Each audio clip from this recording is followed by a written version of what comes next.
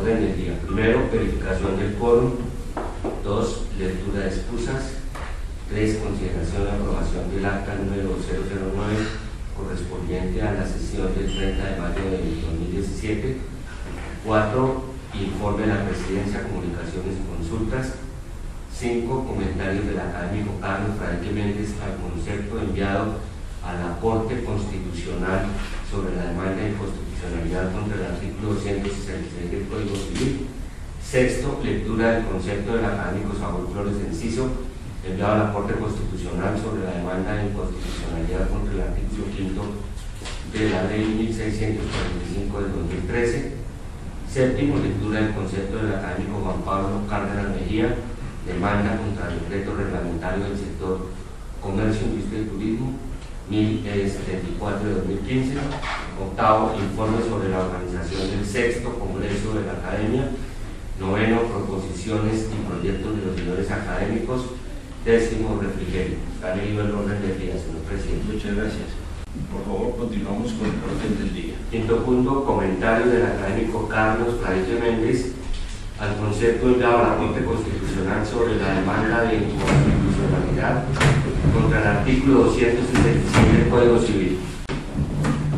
Señor presidente y señores académicos, muchas gracias por permitirme hacer un comentario al concepto que se les dio el día 23 de mayo del 2017, el concepto que fue divulgado a través de la red de todos los académicos, pero que se ha llegado. Es un concepto relacionado con una demanda que presentan para que se declare inconstitucional la expresión legítimos, que hace parte del artículo 166 del Código Civil. Yo digo de concepto que en verdad, o que la verdad es que hacía parte del artículo, como intento demostrarlo en los párrafos siguientes, porque considero que esa expresión también ha sido derogada tácitamente desde el año de 1990 y que con sentencias que ha dictado la Corte Constitucional, especialmente una relacionada con el artículo 250, ya está definido el tema. El artículo 266 del Código Civil dice lo siguiente: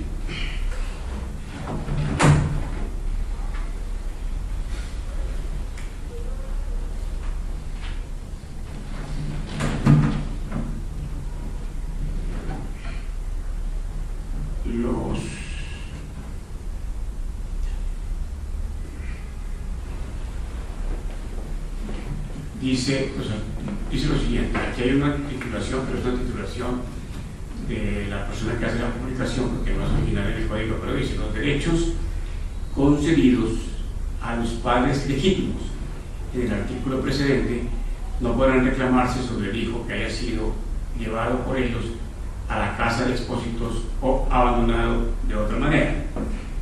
El demandante hace referencia al abandono y la expresión 200 legítimos, pero no hace referencia a si todavía podemos hablar de hijos que son llevados a casa de expósitos, si todavía existiera esa institución en Colombia, y mucho menos a cuál es el tipo de abandono de otra manera que simplemente el abandono con consecuencias civiles o el abandono con consecuencias penales, que sería importante haber hecho la reflexión integral respecto del artículo. Ese artículo 266 del Código Civil hace parte de un título que se llama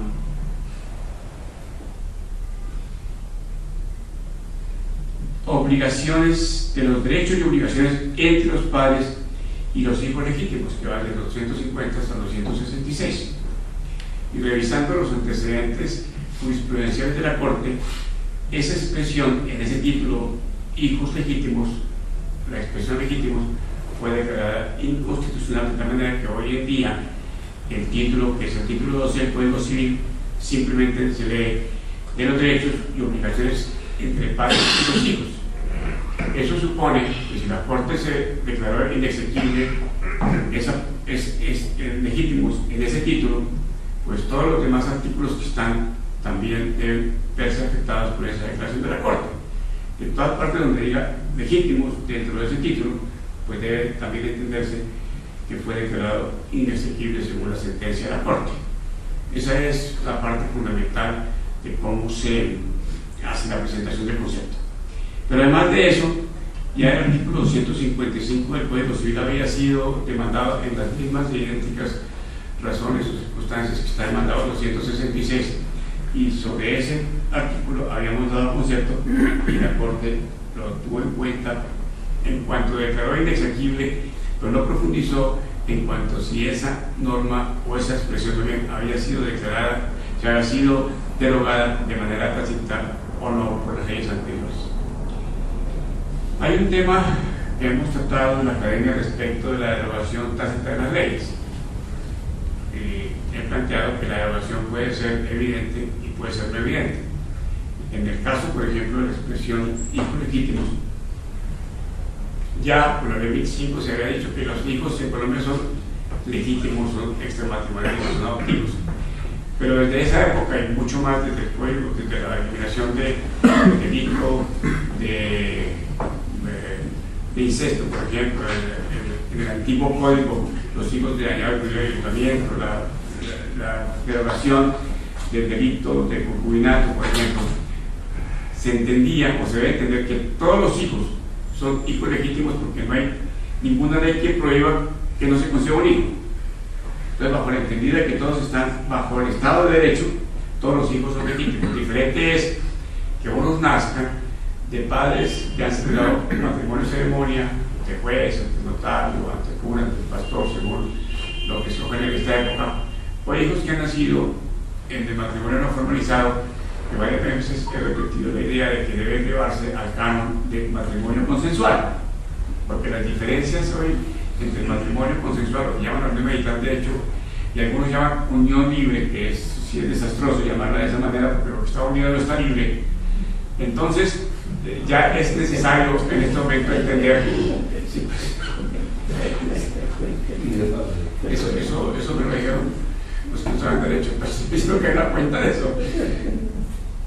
Ese matrimonio, como en muchas partes del mundo, debe ser declarado o ser reglamentado más bien como matrimonio consensual, porque de ahí nace el matrimonio. En otro caso, el Código Civil dice que el matrimonio se celebra por el consentimiento de las partes. El hecho de que esté presente un funcionario del Estado, un funcionario de la Iglesia que representa al funcionario del Estado de la sociedad, no es parte de la celebración del matrimonio. Quienes se casan son el hombre y la mujer. El cura o el juez lo único que hace es presenciar el matrimonio, no tiene nada que ver. Cuando alguna persona dice quién nos casó y dice el cura, está dando una afirmación que es equivocada. No, quien presenció nuestro matrimonio sí es adecuado. El fundamento de la acusación es la violación de los artículos 13, 42 y 44, que son muy repetitivos en todas las demandas que tienen que ver con normas relacionadas con el derecho de familia. El 13, en cuanto al derecho a la igualdad, sobre el cual sería bueno hacer algún día un debate en la academia, que es la igualdad desde el punto de vista constitucional, porque yo he llegado a la conclusión de que el derecho fundamental no es el de la igualdad, sino el derecho fundamental es el de la desigualdad. Pero sí es otro tema, presidente, para que lo haremos en otra sesión.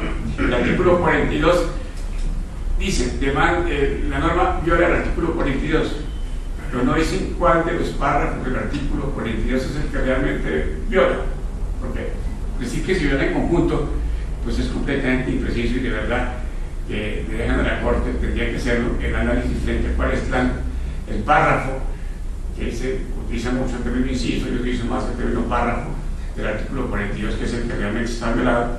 Y también dicen que el artículo 44 también lo citan global, siendo que el artículo 44 también tiene varias formas o varios ítems a los cuales se refiere respecto al reconocimiento de derechos fundamentales de los niños, niñas y adolescentes, como se dice ahora.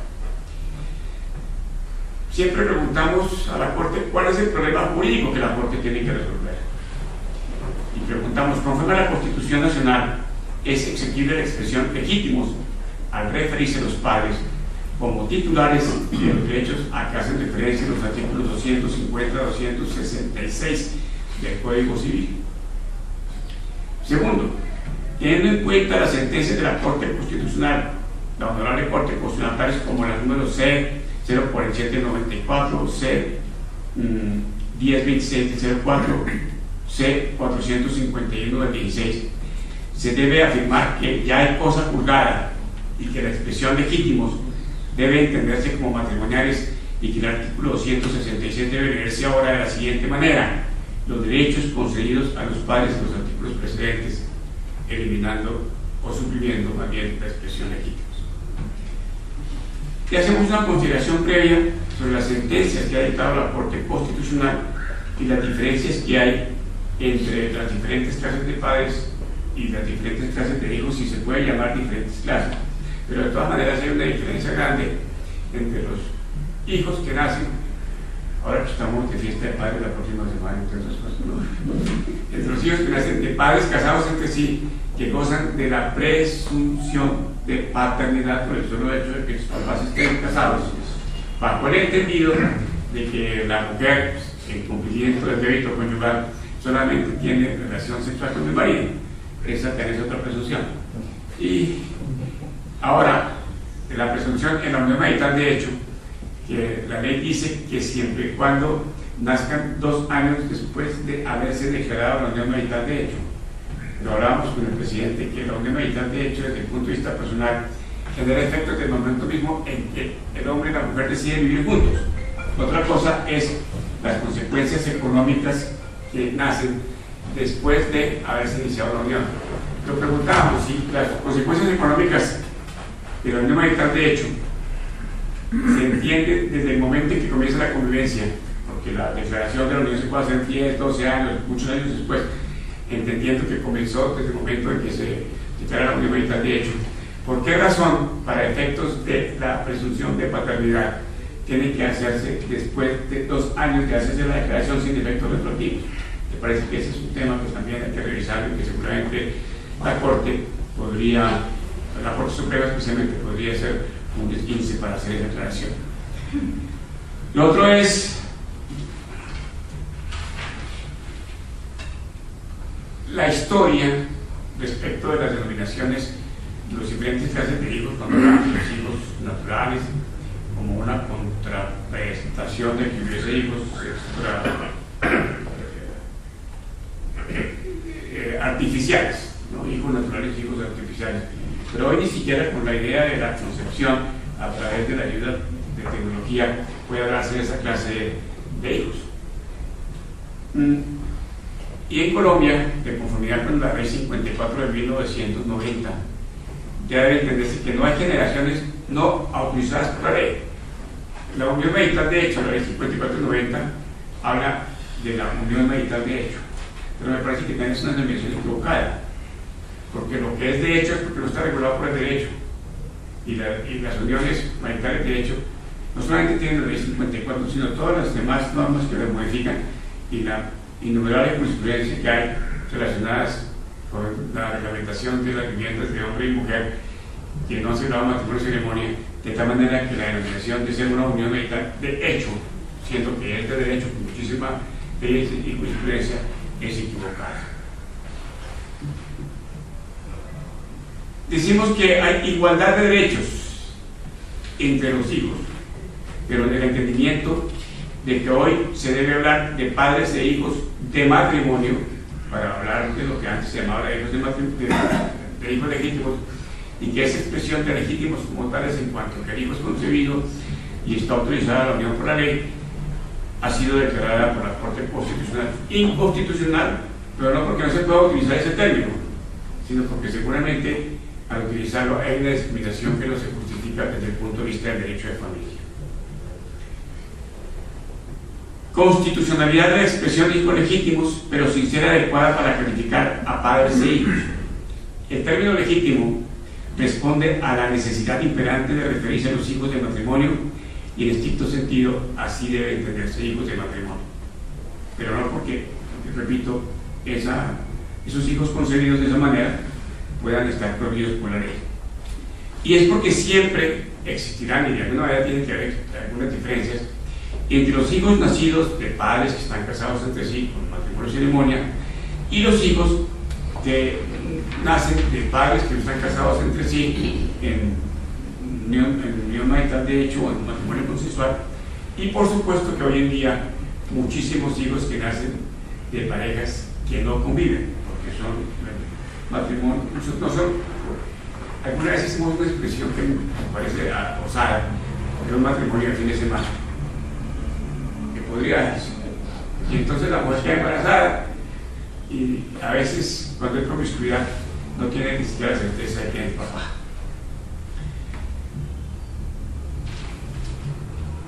La sentencia C-047-94 fue una sentencia que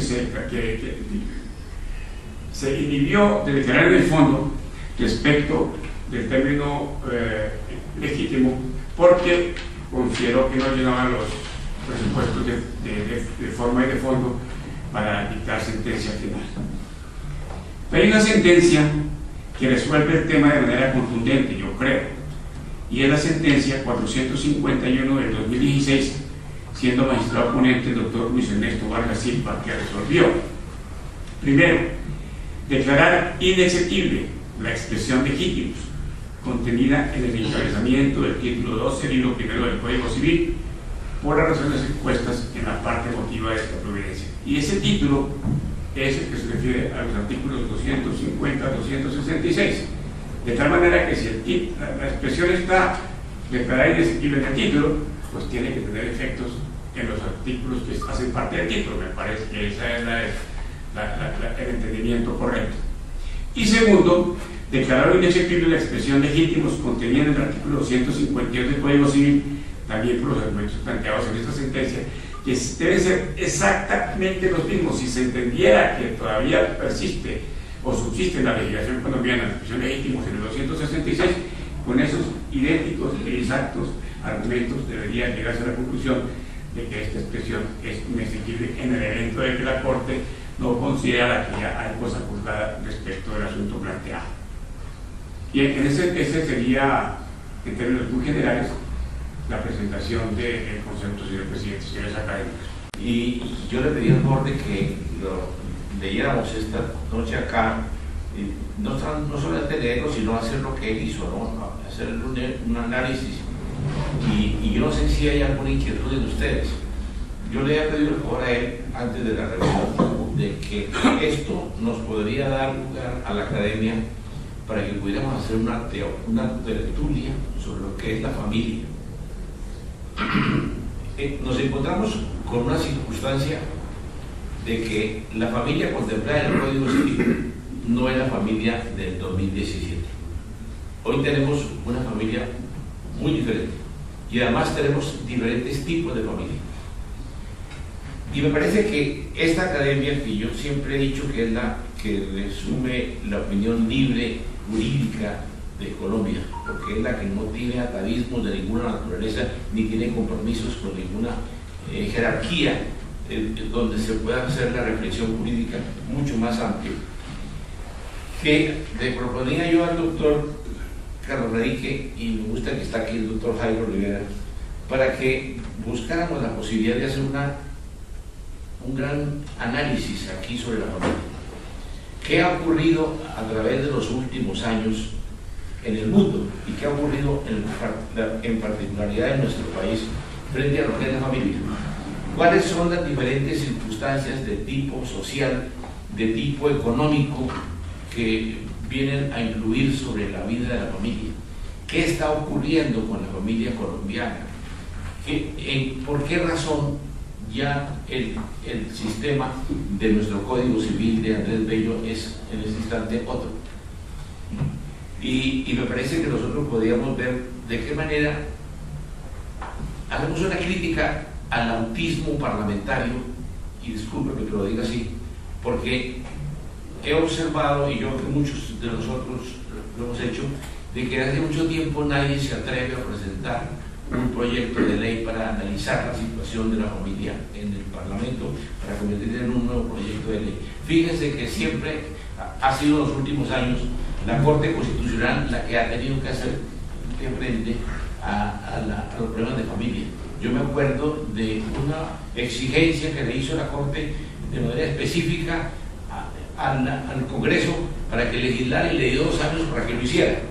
Y dijo en la sentencia: si ustedes no legislan, entonces los notarios podrán decir de qué manera van a hacerle frente a las uniones que se presenten de personas del mismo sexo. Entonces, ha tenido que ser la jurisprudencia la que resuelva las circunstancias en las que el legislador no ha querido o no se ha atrevido a hacerlo.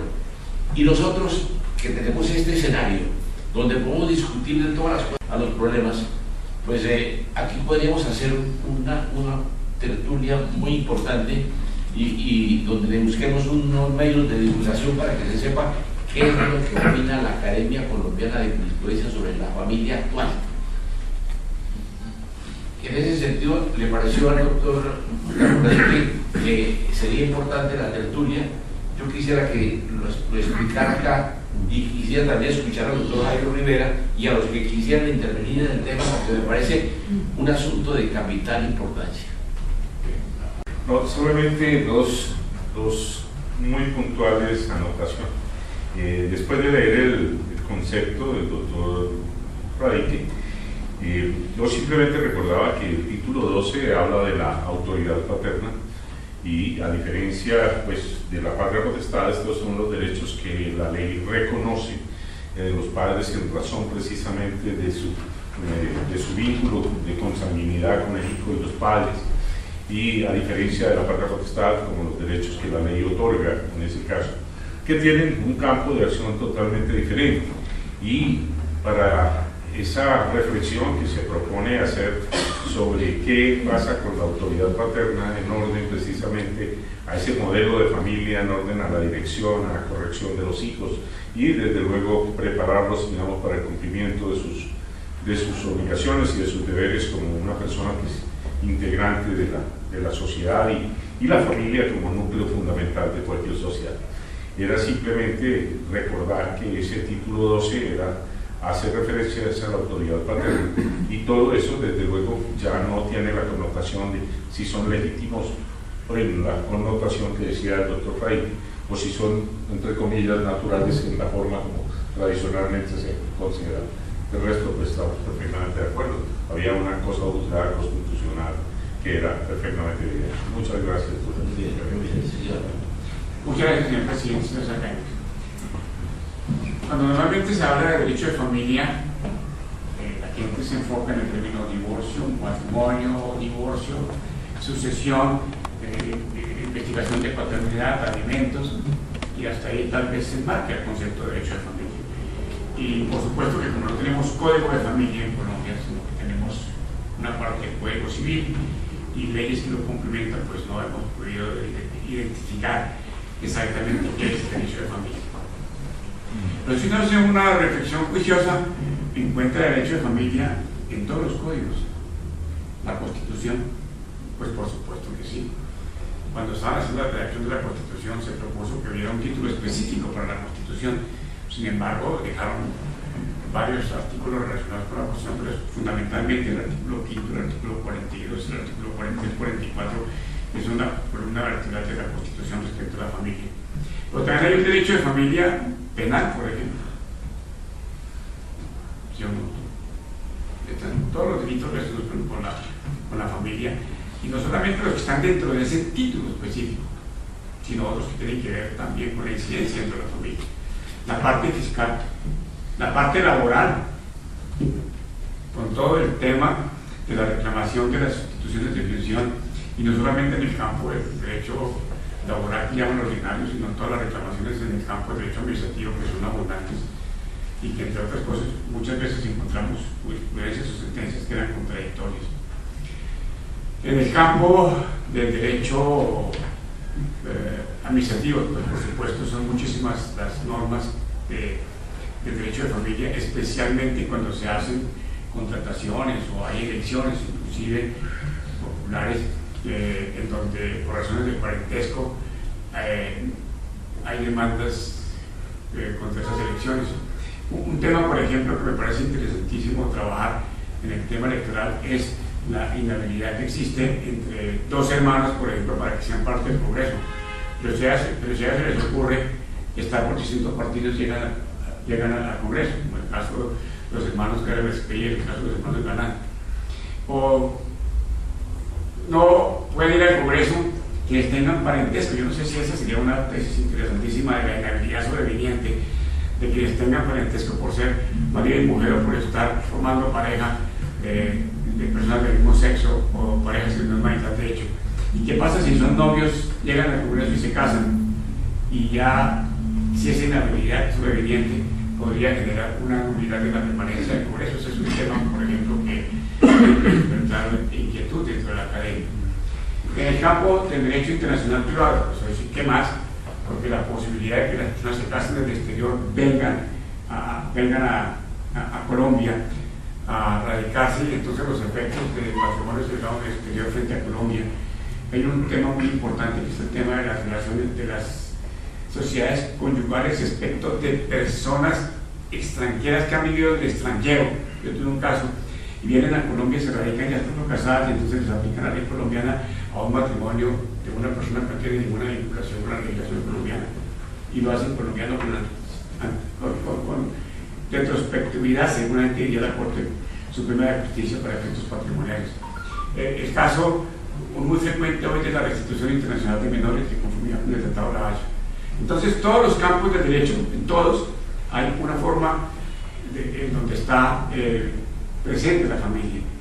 Y podríamos hablar de derecho de familia laboral, derecho de familia penal, derecho de la vida fiscal, derecho de familia canónico, porque todavía existe la posibilidad de declaración de nulidad de conformidad con el derecho canónico y declaración de nulidad ahora con los matrimonios celebrados por otras religiones.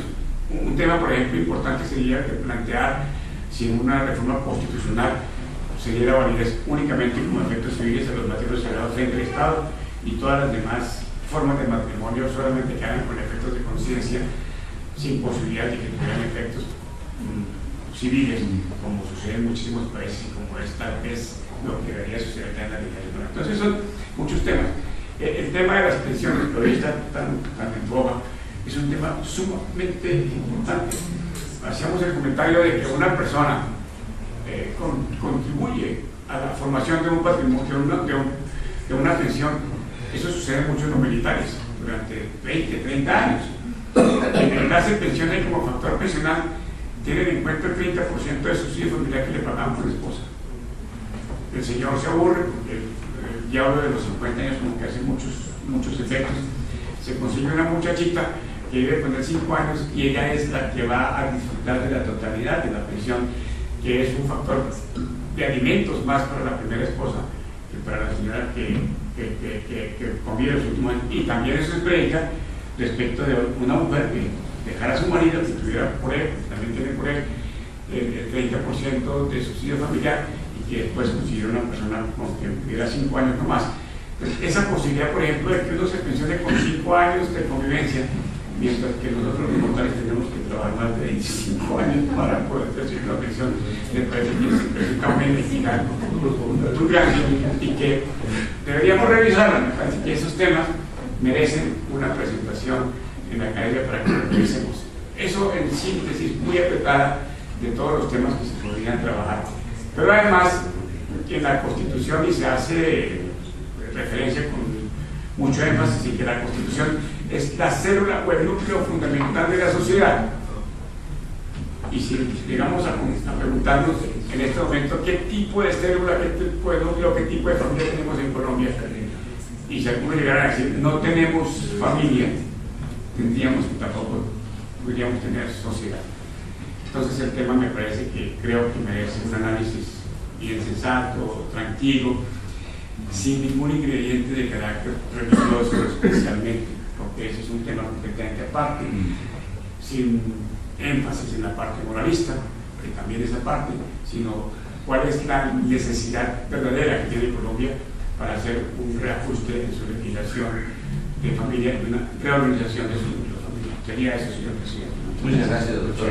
Muchas gracias, doctor Rodríguez. Yo creo que ha sido muy importante la manera que usted nos ha hecho la explicación de la respuesta a la Corte Constitucional sobre la consulta formulada y sobre lo que estamos hablando de la familia colombiana. Yo quisiera saber si el doctor Jairo Rivera le llama la atención la propuesta respecto de la tertulia que podría hacerse sobre los diferentes tipos de familia o la evolución de la familia actualmente a nivel universal y desde luego a nivel nacional. Pues, señor presidente, yo comparto plenamente esa invitación que nos hace. Comparto plenamente la idea del doctor Fradique en el sentido de que sea una reflexión fuera de contenidos religiosos y estoy plenamente de acuerdo también con el concepto expresado por el doctor Fradique en esta demanda de inconstitucionalidad. ¿No? Que me parece excelente la reflexión y en lo que yo pueda aportar, pues con el mayor de los gustos. Muchas gracias. Muchas gracias, doctor Jairo. Yo creo que ustedes podrían reunirse, doctor Carlos Raíz y el doctor Jairo Rivera, para buscar la oportunidad y la manera como pudiéramos organizar la tertulia acá, porque yo tengo la seguridad de que no únicamente existirían miembros de esta academia, sino de las demás academias que hacen parte del Colegio Máximo de Academias, y podemos invitar inclusive a particulares, porque me parece que el tema requiere de una divulgación y de un análisis, porque es un tema de amplio espectro dentro de la sociedad colombiana. Muchas gracias y muy agradecido, doctor Carlos Reyes. Buenas noches a todos, muchas gracias a la Academia por darme la oportunidad de expresar la opinión de la misma en este proceso constitucional. En este caso se trata de una demanda que presenta un ciudadano, Nicolás Pájaro Moreno, contra la Ley de Garantías Mobiliarias, la Ley 1676, y en particular contra un artículo del artículo 76 que establece un procedimiento para cancelar el registro de una garantía mobiliaria, el registro que se llama para el registro de garantías mobiliarias, en los casos en que se ha pagado o cancelado la obligación. En el sistema de registro, vale la pena aclarar, las inscripciones normalmente las hace el acreedor garantizado. Luego, en principio, es al acreedor garantizado el que corresponde cancelar la inscripción cuando le han pagado. Y lo que prevé el artículo 76 de la ley es un procedimiento ante notario para que el deudor, o mejor, el garante que constituye la garantía, pueda obtener la cancelación de la garantía, de la inscripción de la garantía, en los casos en que el acreedor garantizado, que es quien en principio está obligado a hacerlo, no lo haga. Ese es el sentido del artículo 76. El ciudadano demandante sostiene que ese artículo 76 es inconstitucional porque viola el acceso a la justicia, en la medida en que considera que le impone trabas injustificadas a la posibilidad de acudir a la autoridad judicial. ¿En qué medida considera que hay trabas injustificadas? Porque la ley establece una serie de pasos. Establece en primer lugar que hay que solicitarle al acreedor garantizado, que el garante le solicite al acreedor garantizado privadamente que se cancele la inscripción, le da un término de 15 días al acreedor para manifestarse. Si este acreedor no lo hace, entonces el garante puede acudir a un notario para que el notario lo cite a la notaría, y si allí el acreedor garantizado acepta que se canceló la obligación, pues el notario otorga una escritura protocolizando los documentos correspondientes y ello permite la cancelación. Pero si el acreedor garantizado se niega a aceptar que la obligación está extinta o nunca va, lo que prevé la norma es que en ese caso el garante puede acudir al juez. Pero entonces, lo que sostiene el doctor Pájaro es que hay una traba injustificada, porque en lugar de permitirle acudir directamente al juez, sostiene él, primero hacer un requerimiento privado, dar 15 días, después acudir al notario, dar otros 15 días, y finalmente, si no va, ya sí puede acudirse al juez a través de un procedimiento verbal sumario. Muy bien. Incluye en su demanda una pretensión subsidiaria, en el sentido de que la Corte declare que esta norma no puede aplicarse en la medida en que comporte una restricción indebida de acceso a la justicia, es decir, o la declaratoria de inconstitucionalidad de la norma o que se declare su execuibilidad condicionada bajo esos términos. Cuando uno revisa los cargos formulados, encuentra que realmente el supuesto del cual parte el demandante no es correcto, y los términos que él utiliza para demostrar que hay una indebida restricción en el derecho de acceso a la justicia tampoco son ciertos. Pero incluso si se aceptara la tesis del demandante, bajo la jurisprudencia de la Corte Constitucional, tampoco es que haya una restricción indebida del derecho de acceso a la justicia. ¿Por qué no existe realmente una restricción del derecho de acceso a la justicia en la medida en que el demandante parte de un supuesto que no es correcto? Porque si ustedes miran el artículo 76 de la ley 1676, el artículo prevé, por un lado, que el garante podrá solicitar al acreedor garantizado la cancelación de la inscripción de la garantía mobiliaria. Y agrega después el segundo inciso, que es el que presenta realmente la duda más importante: si el acreedor garantizado no cumple con dicha solicitud dentro de los 15 días siguientes a la petición, el garante podrá presentar la solicitud de cancelación ante un notario. Fíjense la expresión que utiliza la ley: podrá presentar la solicitud ante un notario. Y si el acreedor garantizado no va a la notaría o niega la cancelación de la garantía, el notario remite las diligencias a la autoridad jurisdiccional para que se defina. Pero fíjense que la norma dice podrá acudir. La norma no dice previo a acudir al trámite judicial deberá acudirse al notario. Es decir, no establece la obligatoriedad de agotar este trámite.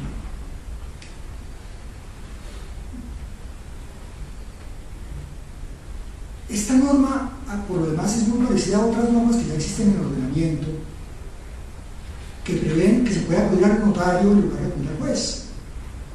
Por ejemplo, para liquidar una sucesión hereditaria por mutuo acuerdo de los herederos, pues los herederos acudirán allí si hay un acuerdo, pero si no hay un acuerdo pueden acudir directamente al juez, sin necesidad de que intenten un proceso, un trámite, notarial para el efecto. Pues aquí es lo mismo. Se trata de que la ley le da una opción, una alternativa al garante para obtener que el acreedor le cancele la garantía. Por lo demás, y es la otra observación que se hace, si se revisa con cuidado la ley, en ninguna parte la ley establece que este trámite notarial sea un requisito de procedibilidad para acudir al trámite judicial. Y tratándose de un requisito que afecta el derecho de acción, pues no puede estar sino en la ley, y la ley no lo establece.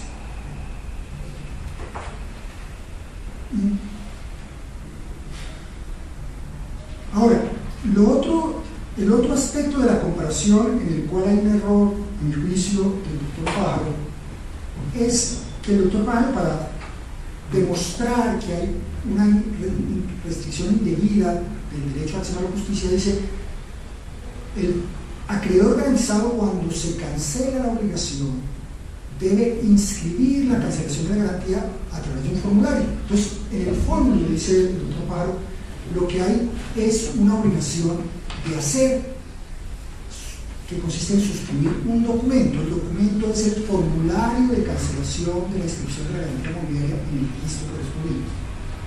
Entonces, el doctor Pájaro dice: la ley procesal, el Código General del Proceso, para los casos de una obligación de suscribir un documento, prevé un proceso ejecutivo, que es un procedimiento muy expedito, mucho más expedito que ese trámite que prevé la ley de invitar al acreedor a que cancele la garantía extrajudicialmente, después acudir al notario para que igualmente lo invite o cite a una reunión de la notaría para que manifieste si cancela la inscripción o si se cumplió con la obligación.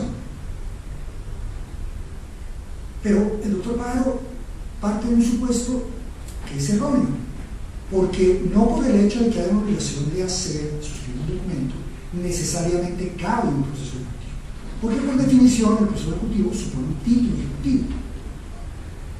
Todos sabemos que el Código General del Proceso establece que para que haya título ejecutivo debe haber un documento proveniente del deudor ejecutado en el cual conste una obligación clara, expresa y exigible. Se lo he dicho el código y lo ha reiterado la jurisprudencia. Y lo expreso es lo opuesto a lo implícito. Inclusive el maestro Morales lo decía en su obra: una obligación implícita no puede permitir adelantar un proceso ejecutivo. Y así lo reitera el Consejo de Estado. Y es que en este caso normalmente no hay título ejecutivo en cuanto se refiere a la obligación de suscribir documento. ¿Cuál es la hipótesis normal? La hipótesis normal es que cuando al acreedor le pagan, ¿el qué hace? Simplemente expide un recibo de pago. Y ese recibo de pago de ningún modo podría constituir un título ejecutivo para obtener la cancelación del registro, porque en ese recibo de pago no consta una obligación expresa de suscribir tal documento. Esa obligación podría decirse deriva de la ley, pero no es una obligación expresa que consta en el documento y que por consiguiente permitiera un mandamiento de la ley.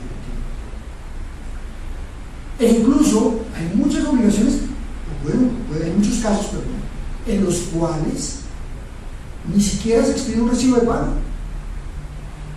No se expide un recibo de pago. No hay un documento de ninguna clase proveniente del deudor del cual se puede inferir la existencia de una obligación. Entonces, si ese no es el supuesto convencional de pago, ¿cuál es el supuesto real? Pues que hay que acudir al proceso declarativo si el acreedor voluntariamente no quiere cancelar, para que el juez ordene la cancelación de esa garantía, pero no se puede acudir al proceso ejecutivo.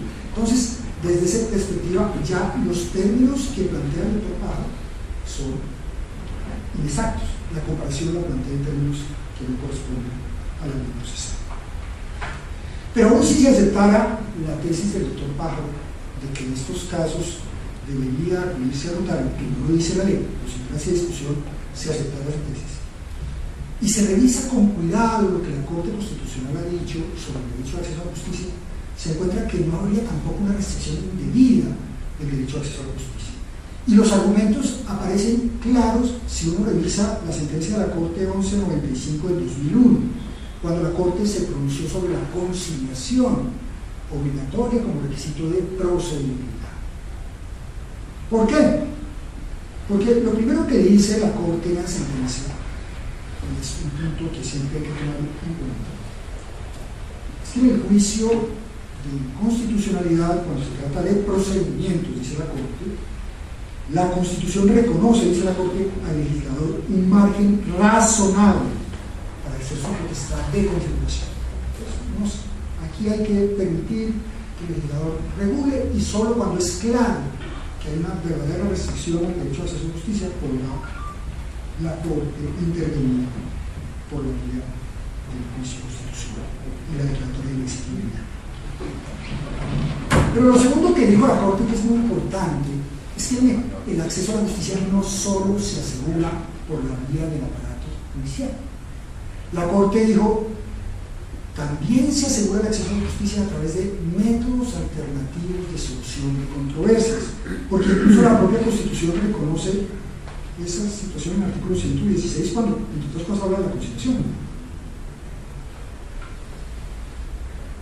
Y cuando declara la Corte Constitucional la conciliación obligatoria como requisito de posibilidad, pues parte de esa idea que dice, primero que claramente la Constitución reconoce la conciliación en el artículo 116. Segundo, que la conciliación realmente permite resolver el conflicto, permite a las partes acceder a la justicia, e incluso agrega la Corte, porque ello permite que las partes lleguen a un acuerdo y se administra justicia, es la expresión de la Corte, también a través de la autocomposición. Agregó la Corte que la conciliación permite resolver de manera rápida un conflicto a menores costos, que permite la participación de los particulares en la solución de controversias, que contribuye a conseguir la convivencia pacífica, que favorece la realización del debido proceso en la medida que reduce el riesgo de lesiones injustificadas, y que asegura la prestación efectiva del servicio de administración de justicia al contribuir a la descongestión de los despachos judiciales. Entonces, todos esos criterios le sirven a la Corte para examinar la conciliación judicial y decir: realmente la conciliación establece sí una restricción, pero es meramente temporal. El tiempo que debe emplearse para atender la conciliación, y los fines que se buscan con esa restricción temporal son totalmente constitucionales y son adecuados para ese propósito de lograr acceder a la administración de justicia. Entonces, si se mira bajo esa óptica de esa sentencia de la Corte, el trámite notarial que promueve el artículo 76 de la ley 1676, se advierte que definitivamente los criterios que fijó la Corte en la sentencia también se cumplen en este supuesto. La restricción que aquí se establece, si es que se acepta la tesis del doctor Pájaro, es meramente temporal, porque simplemente hay que hacer una solicitud privada y dejar pasar 15 días. Después se hace la solicitud al notario y el notario deja pasar 15 días. En el peor de los casos estamos hablando de 30 días.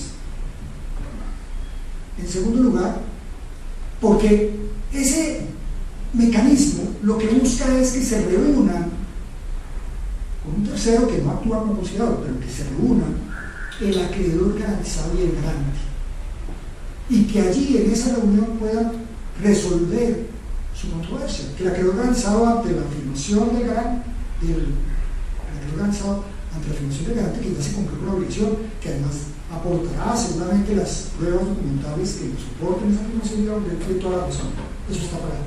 Entonces, conduce a un ambiente propicio que permite la autocomposición, es decir, el acceso a la justicia por esa vía que dice la Corte es parte del diseño constitucional. Procura en esa medida evitar procesos inútiles, que se resuelva rápidamente la controversia, evitar congestionar indebidamente la rama judicial. Bajo esos supuestos, entonces la norma, aún en la interpretación del doctor Pájaro, es constitucional. Y esa es la opinión que se expresa en la Corte. La demanda no se funda en la norma como la estableció el legislador, sino una interpretación que no corresponde a su texto. Establece parámetros de comparación que no son los que corresponden al ordenamiento, que voy a comparar la efectividad de este mecanismo con el proceso ejecutivo, que no es el aplicable en la mayoría de los casos, y finalmente, aún en los términos que le plantea la demanda, se asegura el acceso a la administración de justicia con restricciones que de ninguna manera son desproporcionadas, sino que son adecuadas en términos de la propia jurisprudencia para asegurar el acceso a la justicia con la unidad de autocomposición, de propiciar la autocomposición. ¿Cómo? Muchas gracias. Muchas gracias, doctor. Muy agradecido por su intervención. Gracias.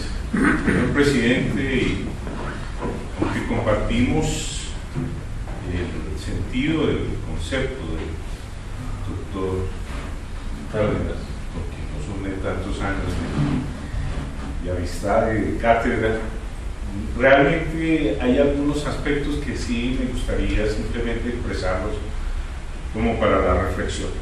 En nuestro sentido y en lo que hay aquí es una identidad funcional entre los jueces que están llamados a conocer o que estarían llamados a conocer eventualmente de la declaración de la extinción de la garantía por haberse extinguido la obligación a la cual accede. Bajo ese postulado que todos conocemos, simplemente que la garantía se extingue junto con la obligación principal a la cual accede.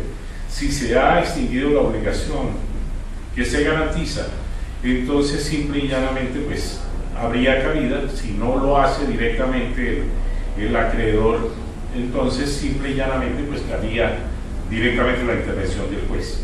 Lo que dice la ley sí realmente es que podrá acudir desde luego a la instancia notarial, llamémoslo así, para que allí, bajo ese procedimiento que no es muy solemne ni nada así, tratar de buscar obtener desde luego la cancelación de la garantía con el otorgamiento desde luego del documento que sea, que es la escritura pública.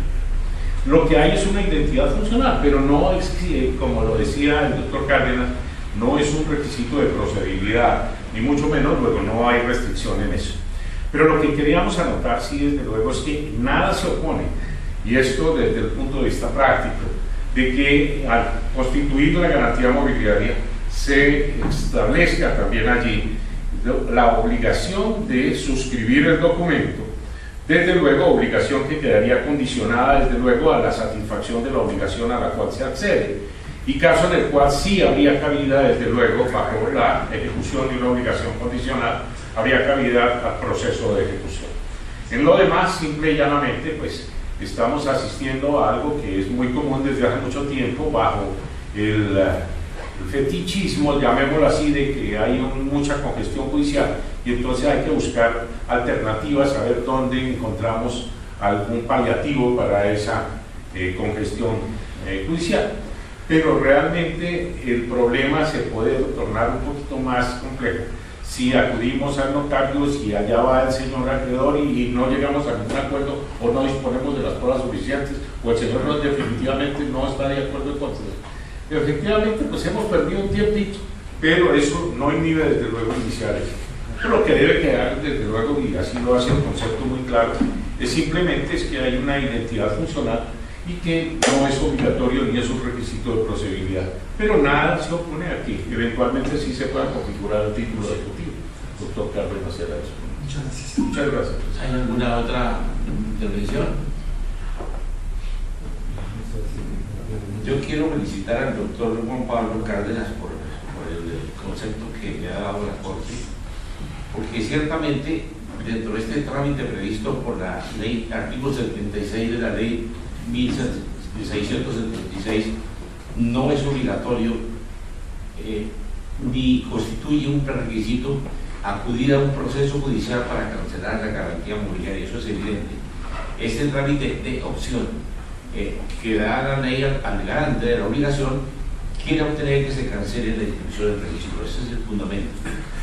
Yo tuve la fortuna de ser 18 años notario aquí en la ciudad de Bogotá e hice parte de una comisión que nombró entonces el ministro Plaza Sancid, justamente cuando se quiso hacer el tránsito de las obligaciones que existían de lo que se llamaba erróneamente la jurisdicción voluntaria, que por el hecho de no tener confrontación, no tener allí discusiones entre las partes interesadas, podrían pasar ante el notario.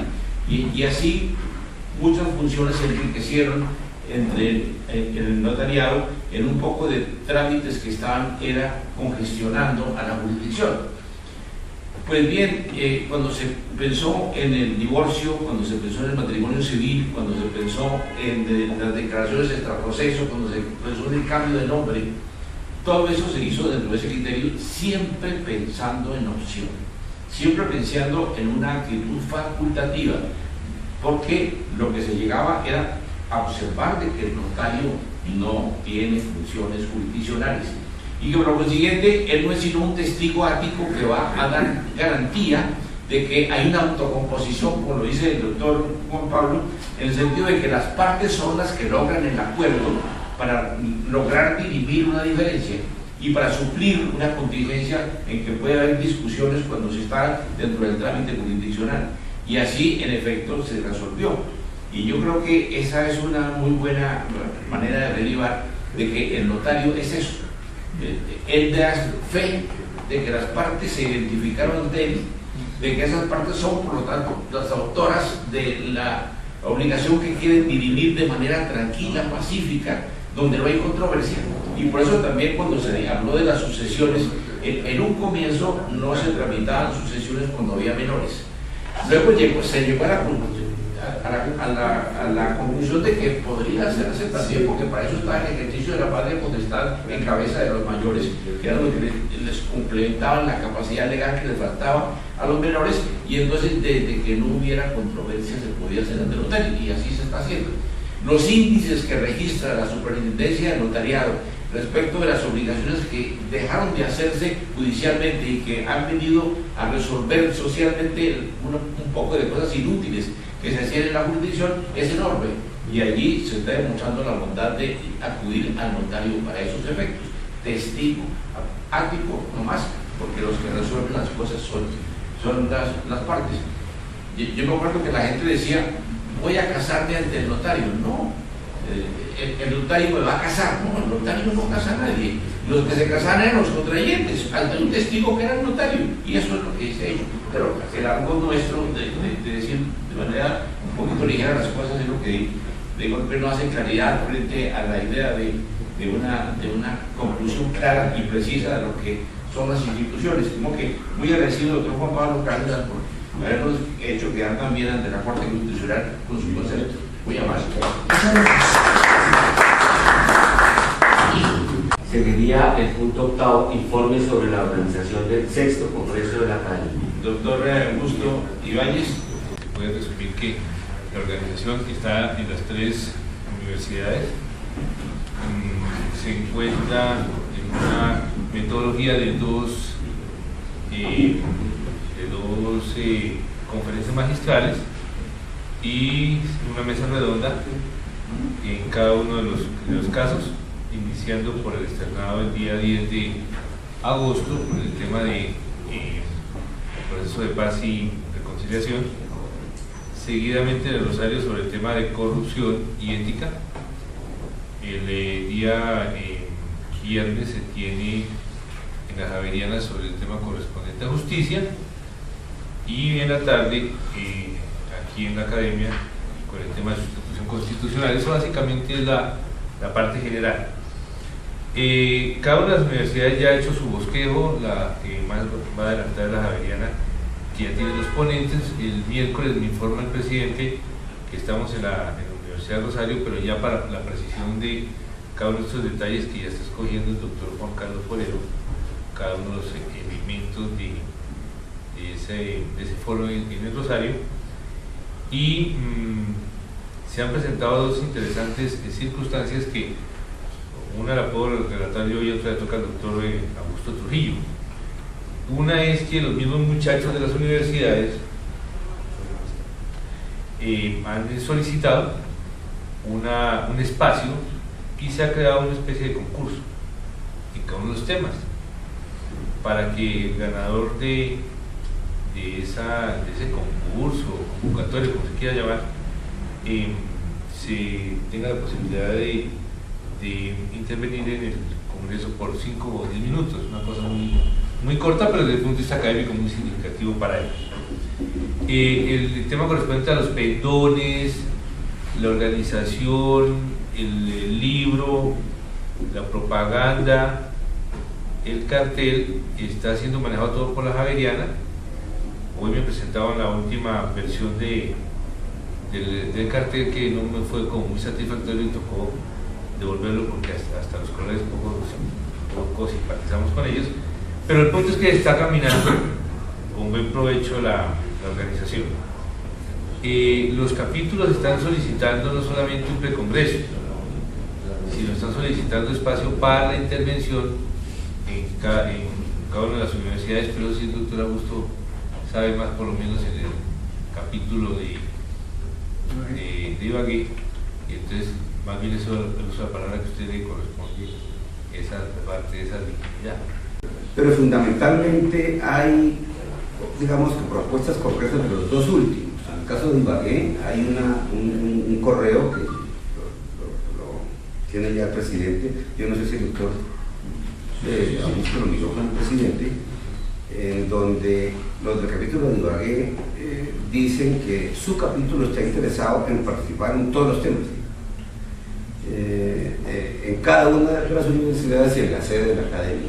Incluso dicen, pues, en el externado, el subtema que el capítulo de Ibagué asumiría se llamaría Derecho a la Verdad y Derecho Internacional Humanitario, y tienen allí un ponente, el doctor Jorge Augusto Lozano Delgado.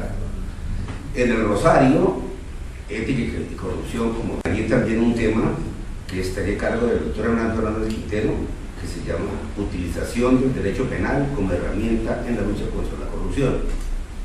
En la Javeriana, el tema justicia sugiere para ellos justicia para los que no se acogen los acuerdos de paz, y en su ponente sería la doctora María Cristina Solano de Ojeda, que entiendo que es magistrada del tribunal de allá, no estoy seguro. Y aquí, en la academia, pues, el tema sería el juicio de sustitución constitucional en la justicia transicional. La voz la llevaría el doctor Jorge Enrique Bastidas, que también es magistrado del Tribunal Superior allá en el Tolima. A su vez, este correo lo firma Nora de Solanilla, que es la coordinadora de la directora del evento de hoy. A su vez, en Medellín también quieren hacer parte por lo menos de una mesa, y sugieren que que en la academia, en la sesión que se haga de la academia, se le rinda homenaje a la memoria de un miembro del capítulo de Medellín que falleció recientemente y que era una persona muy importante en el capítulo y en el ámbito jurídico de Antioquia, porque los capítulos saben que se van a dedicar las 4 sesiones a la memoria de algunos académicos ilustres desaparecidos. Ellos saben que el externado va a hacer la memoria de Carlos Restrepo Piedrahíta y de Daniel Manrique, que son 2. En el Rosario, a la memoria de el doctor, ¿cómo se llama? Sí, en el Rosario, el doctor Julio Becerra, y no sé si ya habría el segundo, porque en esas condiciones pensamos en la condición de la mesa que sería bueno entonces tener 2 académicos honorarios, perdón, 2 nombres de académicos para dedicarle a su memoria cada una de las sesiones. En la Javeriana sería el doctor Jorge Vélez García, fue presidente de esta corporación, y faltaría, no sé, justo si hay un segundo que podríamos poner. Y aquí en la Academia de Jurisprudencia tenemos al doctor Forero Rodríguez y al doctor Carlos Alberto Jaramillo Restrepo, que es el nombre del académico del capítulo de Medellín que falleció recientemente y que los antioqueños, el capítulo de Antioquia quiere que sea también en su memoria.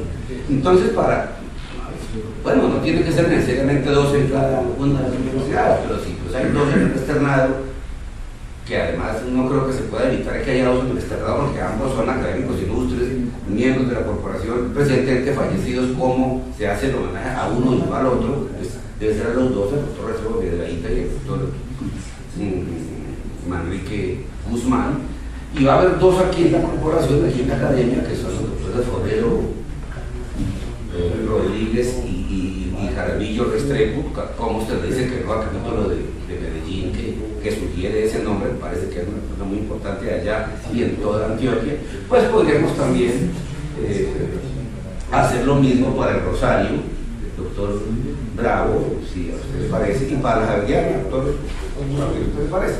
Y bueno, tampoco pasa nada si queda uno nomás.